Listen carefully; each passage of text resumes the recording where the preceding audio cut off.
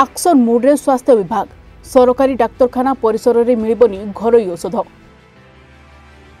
सरकारी डाक्तरखाना परिसर में खोली घरोई औषध स्टोर पर कड़ा कार्यानुष्ठान ग्रहण कर स्वास्थ्य विभाग। जो स्टोर गुड़िक एवं कार्यक्षम अच्छा सेमानक लीज अवधि आउ न बढ़ाइबा सह नुआ स्टोर न खोलिबा निर्देश दिया जायछि। ए संक्रांत में सबु सरकारी डाक्तरखानार सीडीएमओ मानकु पत्र लिखिछन्ति राज्य स्वास्थ्य सचिव शालिनी पंडित।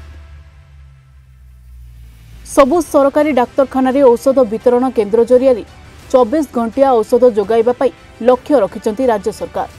डाक्तरखाना भितर थिबा किछि दोकानी पाखरे हाईकोर्ट रहितादेश थिबा बेले किछि हाईकोर्ट को रहितादेश नथिले भी सेमाने व्यवसाय जारी रखिछन्ति। विभाग पक्षरु एने एक तालिका प्रस्तुत करा जायछि। तेणु सरकारी मेडिकल कॉलेज सह सरकारी डाक्तरखाना परिसर में एभली औषध स्टोर काहेकि खोलिछन्ति ताहा संपर्क में आसंता 3 दिन भितर सीडीएमओ उत्तर रखिबे। एहासह बेआईन भावे औषध बिक्री करुथिबा दोकानी चुक्ति को तुरंत बातिल करबा सह औषध दोकान को उच्छेद करबा लागि पदक्षेप नियाजिबो।